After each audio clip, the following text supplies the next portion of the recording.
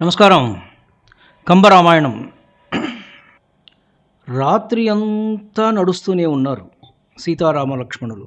ఉదయించబోతూనే మబ్బుల చాటుకు సిగ్గుతో చేరిపోయాడు సూర్యుడు.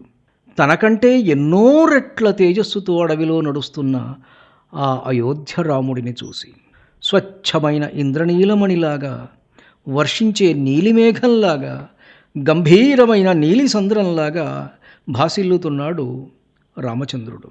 నెలవంక వంటి నుదురుగల నెలత సీత, పగడంపు పెదవుల రాముడు. ఒకరి చేతిలో మరొకరు చెయ్యి వేసుకుని మేఘమును అంటుకున్న మెరపులాగా వనవిహారానికి వచ్చిన వనదేవతలలాగా నడక సాగిస్తున్నారు. మనోజ్ఞమైన ప్రకృతి రామణీయకతను దర్శించి పరవశిస్తూ అడుగులు వేస్తున్నారు.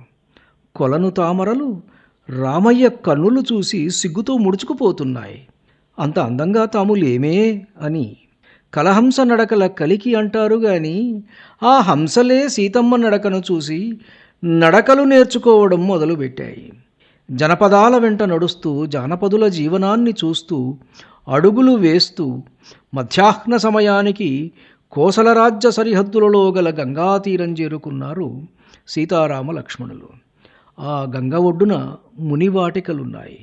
అనుకోని అతిథి తమ వాకిటి వద్దకే వచ్చాడని తెలుసుకున్న తాపసులు సంతోషంతో ఉబ్బి తబ్బిబ్బయ్యారు. వారి హృదయాలలో ఏదో దివ్య సంగీతం. ఆత్మలు అలౌకిక ఆనంద ఝరిలో మునకలు వేస్తున్నట్లు, తమ తమ తపస్సులు ఫలించినట్లు ఎగిరి గంతులు వేయసాగారు. నీలమేఘశ్యాముడి దర్శనానికి వారంతా పరుగులు పెట్టారు.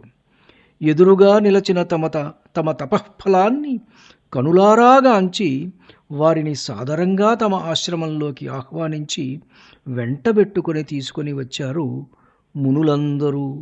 వారు కురిపించిన ప్రేమామృతధారలలో తడిసి ముద్దైన సీతారామ లక్ష్మణులు నిదురలేకుండా సాగించిన నడక వలన కలిగిన బడలికను పూర్తిగా మరచిపోయారు.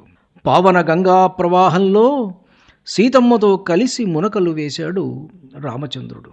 రాముడు పులకించాడు, సీతమ్మ పులకించింది. వారిరువురి స్పర్శకు గంగమ్మ తాను కూడా పులకించి రాముడిని పలకరించింది. పలకరించడమేనా, చెవిలో ఒక రహస్యం కూడా చెప్పింది. తమ తమ పాపాలను జనులు నాలో మునకలు వేసి కడిగేసుకుంటారు. ఆ పాపభారమంతా మోసి మోసి నా తనువు డస్సిపోయింది రామా. నేటి నీ స్పర్శ వాటిని నా నుండి దూరం చేసిందయ్యా. మనసు శరీరము రెండూ తేలికపడ్డాయి. నాడు నీ పాదస్పర్శతో రాతిని నాతిని చేశావు. నేడు నీ శరీర స్పర్శతో నేను మోస్తున్న పాపభారాన్ని తొలగించావు రామా.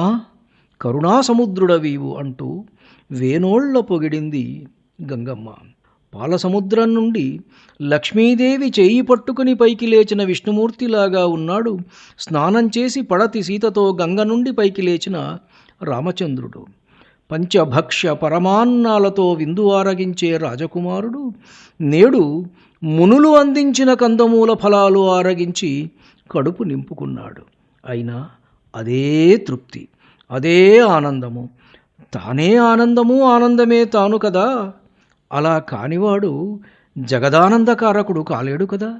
రాముడొచ్చాడని గంగాతరంగాలు పోయి చెప్పినాయో, లేక పిల్లగాలులే చెవిలో ఊదినాయో, పిచ్చుకలే ఆయనతో కిచకిచలాడాయో తెలియదు గాని రాముడు భోజనం చేసి లేచే సమయానికి మునుల ఆశ్రమాల వద్దకు చేరి అక్కడ నిలుచున్నాడు నిషాదరాజు గుహుడు.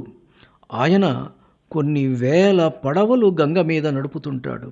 నల్లటి కాటుక వంటి శరీరము కాదు, అది నూనెలో నానిన నలుపు రంగు. విశాల వక్షస్థలము, బాగా బలిసిన భుజాలు, మూపున పెద్ద విల్లు, నడుముకు పులితోకలతో చేసిన దట్టి. ఇది ఆయన రూపం. ఆయన గంగపుత్రుడు. ఆమె ఒడిలో ఆటలాడుకుంటాడు. ఆ ప్రవాహపు వేగతీవ్రత తెలిసినవాడు. నదిలో ఎక్కడ సుడిగుండాలున్నాయో, ఎక్కడ ప్రవాహం సాఫీగా సాగుతుందో అన్నీ క్షుణ్ణంగా తెలిసినవాడు. నాగరీకపు ముసుగులు వేసుకొనడం తెలియనివాడు. రామయ్య కోసం చేతిలో కమ్మని పుట్టతేనే తాటియాకు దొప్పలో పట్టుకొని ఎదురు చూస్తూ నిలుచున్నాడు. ఆయనది అక్కడి గంగా తీరంలోని శృంగవేరిపురం. ధన్యుణ్ణి. నమస్కారం. మీ ఊటుకూరు జానకి రామారావు.